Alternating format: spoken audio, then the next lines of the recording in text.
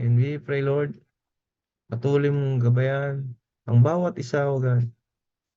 Kitang-kita mo ang mga bigat na pinagdadaanan ng bawat isa. But hindi po yan hadlang para hindi sumamba sa iyo, Panginoon. Mas lalo pa dapat na sumamba at magpuri sa iyo, Panginoon. Salamat po ng maraming maraming, Panginoon. At inaakin na po namin ang katagumpayan ng gawain ito. Gawain mo ito, Panginoon Diyos. At ikaw lang, Panginoon, ang maitaas sa aming buhay. Salamat po ng maraming maraming we claim victory. And we pray, Lord, na patuloy mong gabayan ang bawat isa't patuloy na manamnam po namin ang nais mong sabihin sa bawat isa sa amin. Salamat po, in Jesus' name we pray. Amen and amen. So sabi po sa Jeremiah chapter 29, verse 11. Hallelujah. Alam na natin sa English to eh. No? For I know the plans I have for you, plans to prosper you, not to harm you. Diba? But give you, uh, kalimutan ko tuloy sa English. Tagalog naman tayo, no? Astig na lang. Hallelujah. So, ayun. So, praise God. Salamat, Ate Rose. So, ako lamang ang nakakaalam ng mga panukalang inihahanda ko para sa ikabubuti ninyo at para dulutan kayo ng pag-asa sa hinaharap.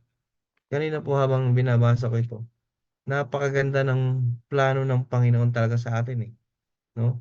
Kaya nga dito pa lang sa pinaka-umpisa ng word na ito na ako, no, ang Panginoon lamang ang nakakaalam ng mga panukalang inihahanda. Ibig sabihin marami. Inihahanda ko para sa ikabubuti ninyo. Wala naman, siyempre, wala namang plano ang Diyos na pangit eh. Lahat yan puro magaganda. Pero bakit kaya kadalasan, kahit Kristiyano na, sablay pa rin? Yan po ang pag-aaralan natin sa gabi pong ito. Amen? So, we welcome you, Holy Spirit. Ikaw po ang maging tagapagturo. Salamat po ng maraming maraming. So, sabi dito, God wants us to be successful. Sino ba dito ang gusto ang successful na buhay? Siyempre lahat tayo. Magtataas talaga tayo lahat, no? So, ang gusto ng Panginoon ay matagumpay ang ating mga buhay, no? And gusto niya everything na gawin natin, amen, ay dapat talagang nakaangkla sa Panginoong Diyos. Kasi pag hindi, mahirap yun. Mahirap, di ba? Kahit nga yung barko, pag malapit na sa daungan, pag walang angkla, pabigat eh, pwede yang ilayo-layo. Tama ba? Yung walang pabigat, no? Tapos pag hindi pa tinali yan, no? Talagang lalayo at lalayo ang barko na yan. Minsan ganun tayo, mga kapatid. Kaya minsan nilalagyan ng pabigat itong buhay na ito para malaman natin na anak, kaya ako naman ipinaranas sa iyo yan eh. Kasi para maalala mo ako na may Diyos na tutulong sa iyo. Pero kung pansinin niyo kung hayahay ang buhay, marangya ang buhay, di ba? Talagang wala. Baka puro kung saan ang gawin. Hindi maalala ang Panginoon. Pero alam niyo po, bilang mga Kristiyano, maganda man o pangit ang nangyayari, dapat nakaangkla pa rin tayo sa plano ng Panginoong Diyos. Kasi tulad ng sinabi ng ating scripture, no? Magaganda yung inihahanda ng Panginoon para sa ikabubuti natin. 'Di ba? Ang sarap nun, no? So, now, sabi dito, His plans for us now and in the future are good. Lahat ng plano ng Diyos ay mabuti sa ating mga buhay. Eh bakit ganoon? Kapos pa rin ako. Bakit ganoon? Wala kaming ulam. Bakit ganoon? Kulang ang aming damit. Bakit ganoon? Walang pambili ng uniform yung anak ko. Bakit ganoon? Ang daming bakit ganoon? Bakit ganyan? Bakit ganito? No? pero hindi natin kayang maarok ang kaisipan ng Panginoon. Minsan, tayo na rin ang nakakalam kung bakit ba nangyayari sa atin ang mga bagay na ito. At minsan nakakaligtaan natin, o nga pala, ako nga pala yung sablay. Kaya nga yung title ng ating pag-aaralan, bakit pa rin ako sumasablay? So, sabi nito, but why do some still live as a failures? Failures, may S, marami. Marami kasing sablay. So, why are they losers even if they pray? Bakit ganun? Kahit nag-pray na ako, parang hindi naman nakikinig ang Diyos. Ayan. So, why are they losers even if they pray, give to God's work, purify themselves, and serve God? No? Kahit naglilingkod na. Bakit ganun? Meron pa rin. No? At now, merong pito rito na pag-aaralan po natin. Maiksi lang ito, pero I believe merong gagawin ng Panginoon at mangungusap siya sa atin.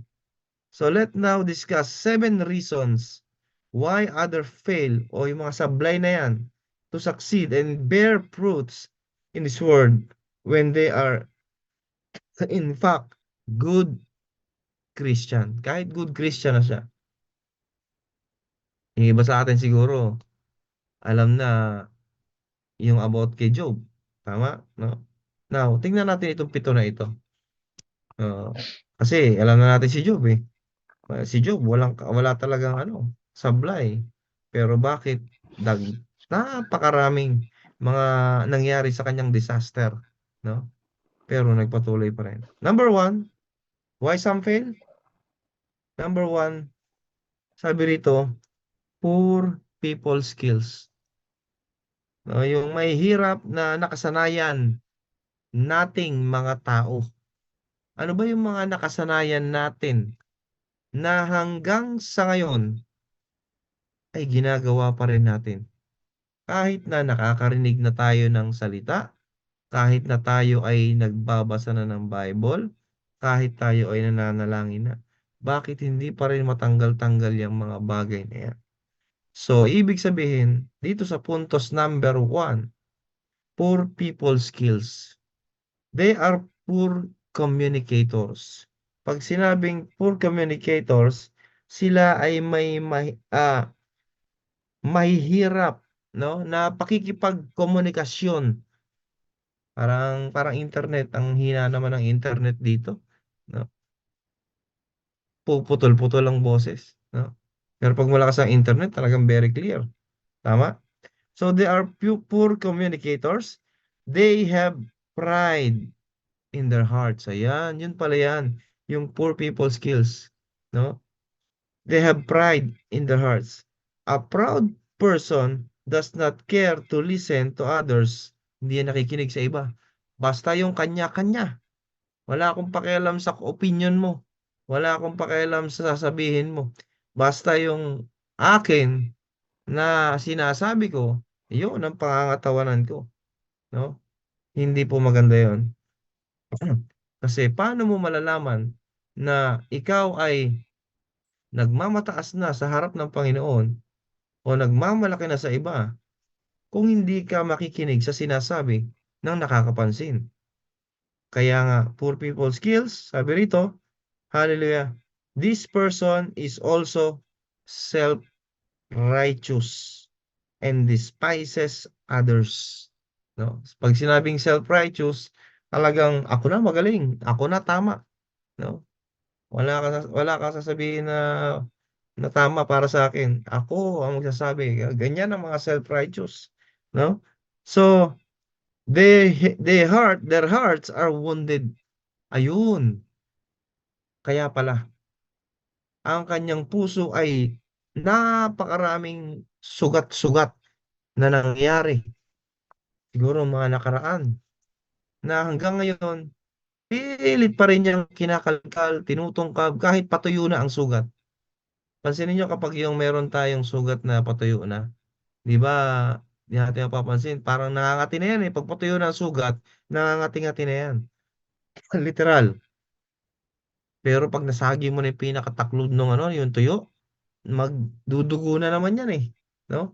Ganon ang nangyayari sa mga tao na talagang ang kanilang mga puso, lipat natin sa puso, no?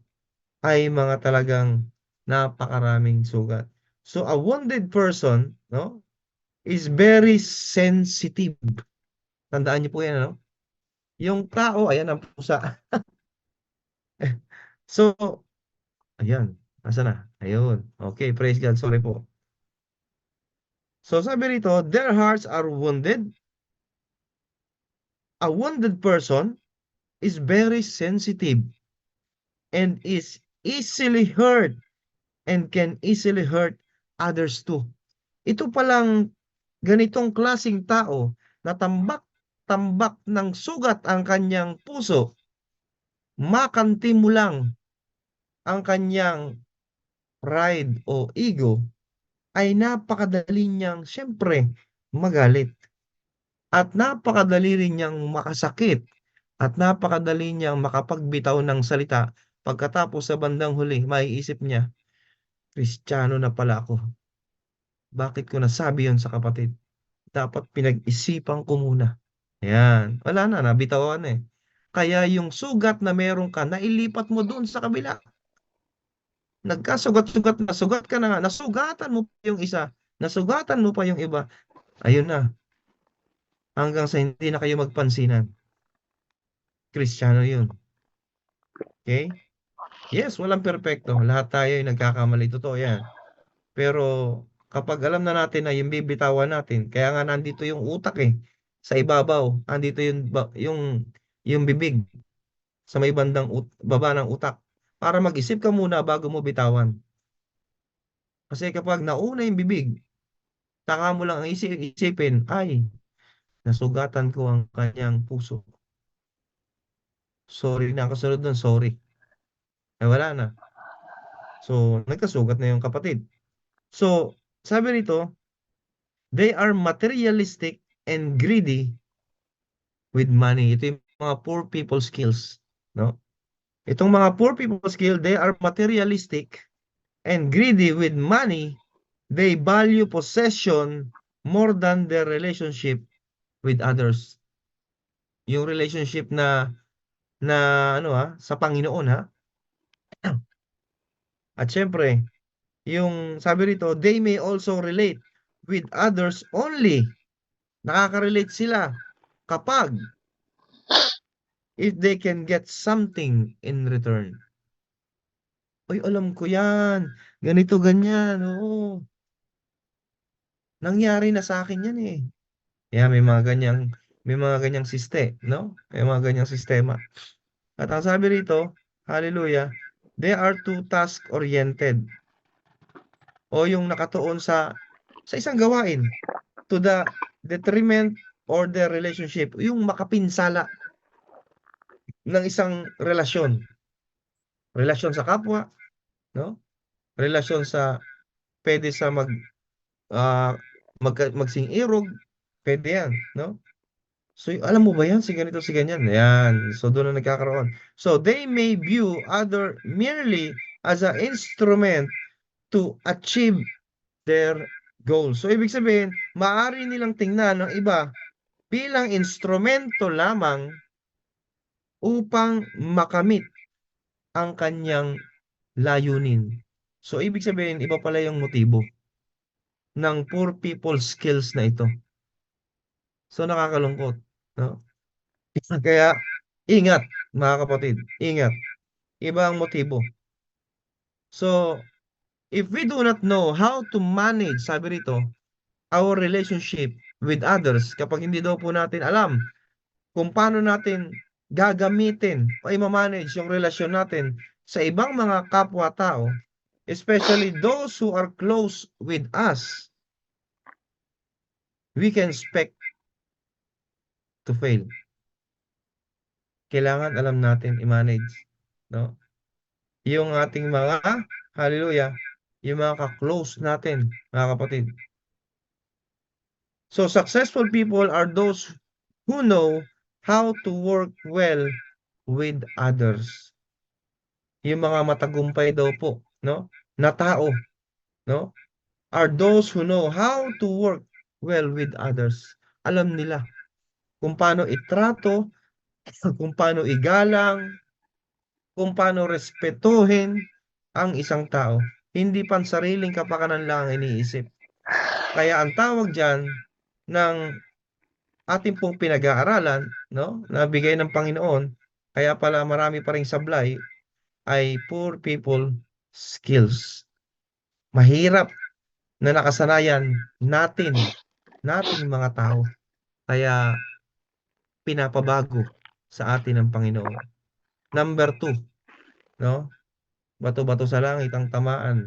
Huwag magagalit, babaguhin ng Panginoon. Number 2, negatibong kaisipan o negatibong pag-uugali. Sa English, negative attitude. Okay? So, dito po, sa Numbers chapter 13, verse 25 to 33, ito yung merong 12 espiya. Kung babasahin natin, ano? So, among the 12 spies the Israelites sent to God's promised land, only 2, dalawa lang yung positibo na may kaisipan kasi ang lalaki ng kalaban nila, yung lulusubin nila ang tatangkad pa sa kanila. Kung nabasa niyo yan, ano, sa Bible, sa Numbers chapter 13, verse 25 to 33. Pero yung dalawa doon sa 12, positibo sila. Laban sila, no? Kahit malalaki pa yan. Bakit kaya? Bakit kaya ganun yung positibo nilang kaisipan? Di ba yung cross positive? Malagi ko nababanggit yan. Pero yung 10, negative. Ay, malalaki sila, hindi natin kakayanin yan. Sabi ng mga kasama nilang nag-espiya doon sa lugar na yun. So, in the end, only these 2 were able to enter it. Dalawa lang sila na nakapasok doon sa pinag-utos na yun, sa lugar na yun. So, we can neither choose the circumstances that will happen to us, nor the people that will cross our paths. Malalaman natin, mga kapatid. At pwede natin, mga kapatid, piliin, no? Anumang circumstances na pwede mangyari sa ating buhay. It's either negative or positive.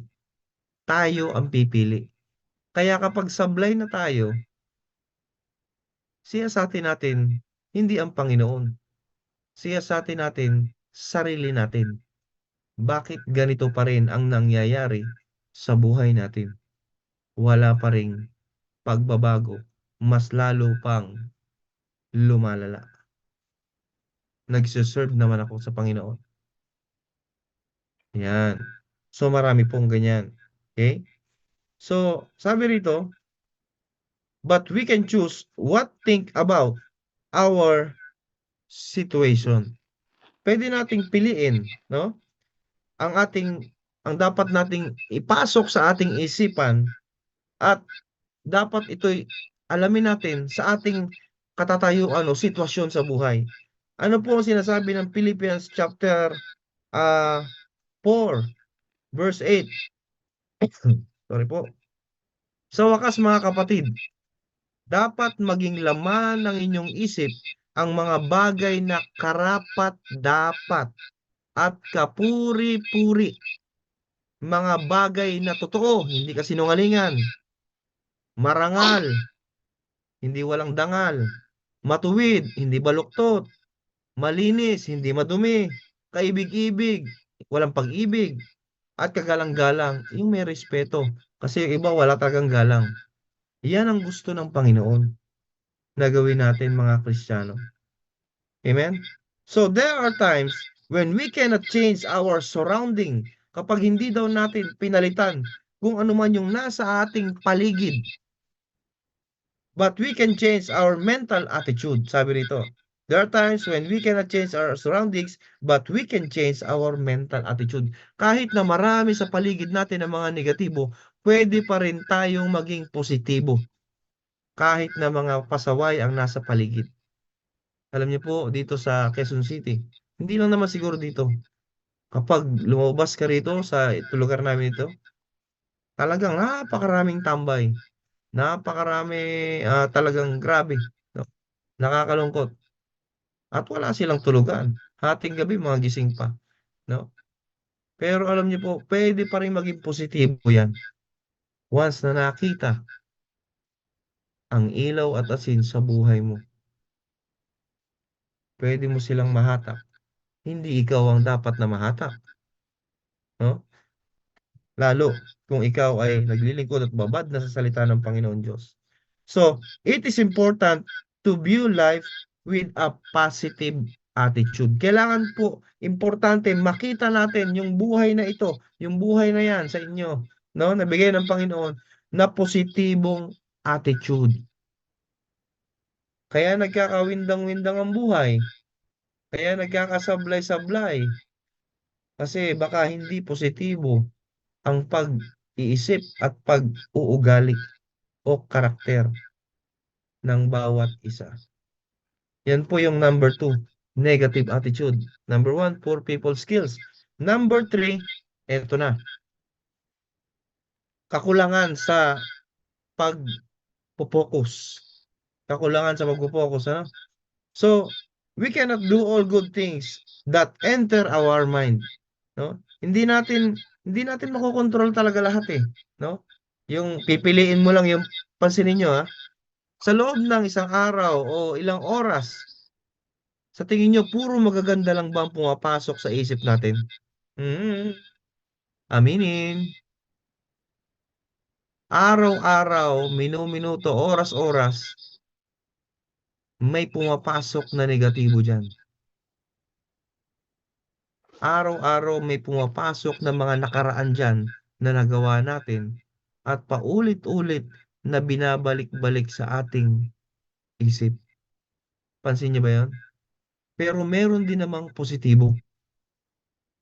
At 'yun yung Word of God na napapakinggan natin kapag tayo ay pinapakain ng Panginoong Diyos ng espiritual na salita niya. Pero maya-maya, magugulat ka, inaagaw yun ng kalaban. Pansinin nyo, ano ba yung pinag-aralan kanina? Ano ba yun? Yung, ano daw, yung sablay? Sablay. Ayan. Inaagaw po kasi yung mga magaganda at positibo na napupulot natin, lalo sa pagbabasa at sa pakikinig ng salita. Inaagaw yan. Kasi ayaw ni Satan na tayo lahat ay maging mabuti.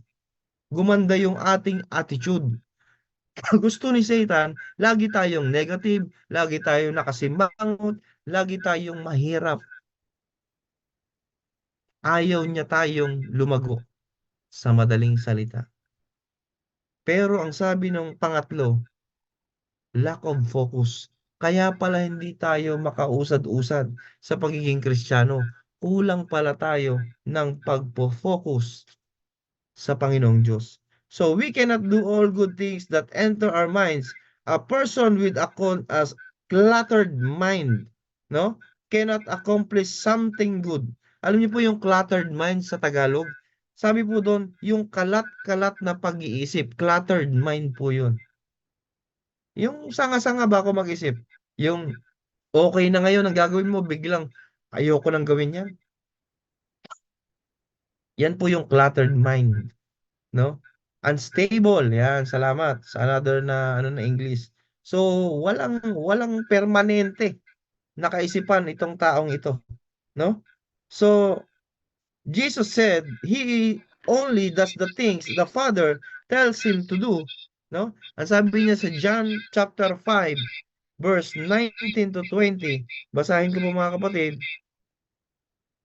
Kaya't sinabi sa kanila ni Jesus, dapat ninyong malaman na walang ginagawa ang anak sa kanyang sarili lamang. Ang ginagawa lamang niya ay ang nakikita niyang ginagawa ng ama. Parang like father, like son, ano? Ang ginagawa ng ama ay siya ring ginagawa ng anak. 20, sapagkat minamahal ng ama, napakasarap, ang anak at ipinakikita sa anak ang lahat ng ginagawa niya At higit pa sa mga ito, ang gawang ipakikita sa kanya ng Ama at manggigilalas kayo. So yan po mga kapatid, ang sinasabi sa John chapter 5, verse 19 to 20. So we need to focus on what God wants in our lives by trimming, no? Yung pagbabawas, no? Ayan, pagbabawas, no? Trimming away the task not essential, yung hindi mahalaga, not essential, no? Hindi mahalaga to God's call in our life. Ano po mga kapatid, talagang kapag hindi tayo nakapokus sa gustong ipagawa ng Panginoon, sigurado, hati-hati ang atin o kalat-kalat ang ating pag-iisip. Ganyan po ang mangyayari, no? So, kanina po nasa Alimul ako, sabi ko, Lord, nawa umabot. Pagdating ko traffic dito sa may UP Town, sabi ko, Lord, nawa makarating sa tamang oras. And praise God, no? Nakarating. To God be the glory. Why? Kasi meron tayong commitment sa Panginoon. Meron tayong mga ah kumbaga, Lord, maglilingkod ako sa iyo. Madalas natin sinasabi yan, no? Maglilingkod ako sa iyo, 'di ba? So, kailangan po ang focus talaga natin, no? Ay yung maparangalan ng Panginoong Diyos. Amen? Bagamat siyempre, merong dumarating minsan ng mga hindi natin inaasahan, no? Kaya minsan ay talagang minsan hindi nakaka-attend. Kahapon wala rin ako kahapon, no? Dahil nga purihin ng Diyos, no? Maraming maraming tong aming mga anak, no? Hindi ko rin po pwedeng pabayaan. And purihin ng Panginoon. Hating gabi na kasi mga babae pa. So, purihin ng Panginoong Diyos. Hallelujah. Now, we need to focus on what God wants in our lives by trimming away the task not essential to God's call in our lives. So, these unnecessary things only burden and hinder our goal in life. Pag sinabing burden, ito po yung pasan-pasan o karga-karga, bigat, no? Yung hinder, yung pumipigil, no? Pumipigil o yung makasagabal sa atin para sa paglakad sa Panginoon. Kaya, ay, kung meron pang mga bigat-bigat diyan, meron pang mga binibit-bit na hindi na kakalugod sa Panginoon, bitawan nyo. Bitawan, bitawan. Maging tapat, maging totoo. Kasi yun ang hinahanap ng Panginoon. Yung puso natin talagang handang magpabago sa Panginoon. Hindi sa bibig, kundi sa puso. No? Hindi nga sa nguso, dapat sa puso. Number 4, weak commitment. O yung tinatawag na mahinang pangako, no? Commitment. So, Jesus did not only start God will, no? Hindi siya nagsimula agad si Jesus Christ, no? But he was very determined to accomplish. Ano po ang sabi ng John 4:44, sorry po. Sinabi sa kanila ni Jesus, ang pagkain ko'y, napakaganda nitong word na ito nung nabasa ko ito. Sinabi sa kanila ni Jesus, ang pagkain ko'y ang tuparin ang kalooban ng nagsugo sa akin. Yun na Ama. At ganapin ang pinagagawa niya. No? Kaya nagtataka itong mga disciple ano bang kinakain niya? No? Ang hindi nila alam, ang pagkain ng Panginoong Diyos ay masyaran, maabot yung mga tao at manumbalik sa pakikipagrelasyon sa Panginoong Diyos. Hindi nila maarok yun kasi spiritually speaking ang sinasabi ng Panginoong Hesus, no? Nang siya ay pinagbubulong-bulungan, no? Ano bang pagkain itong guro na ito, no? So, sabi rito, because of his commitment to his mission of saving men by dying on the cross, he succeeded. Nagtagumpay siya. So, we must not start a task we are not committed to finish.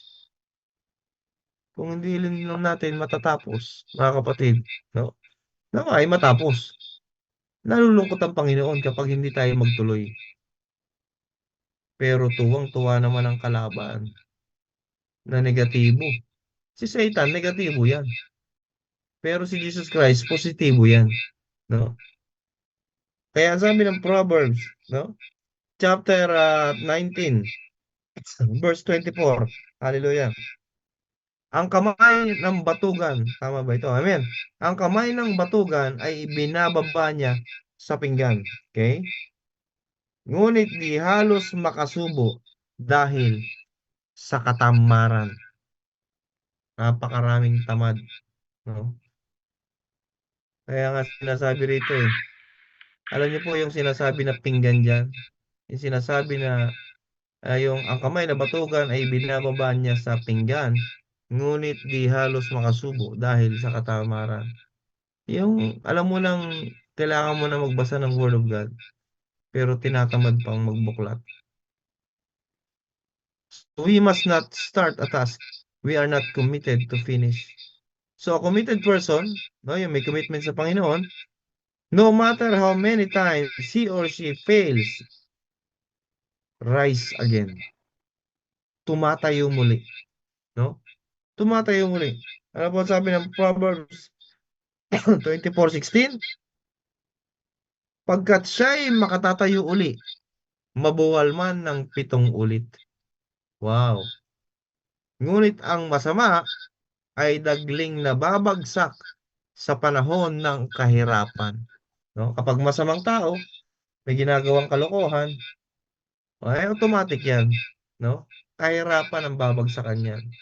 Pero kapag kahirapan ng kabilang buhay, pero kapag ginagawa mo kalooban ng Panginoon, sumusunod tayo sa Kanya, yung provision, yung blessing, ay talagang aapaw yan at susunod yan.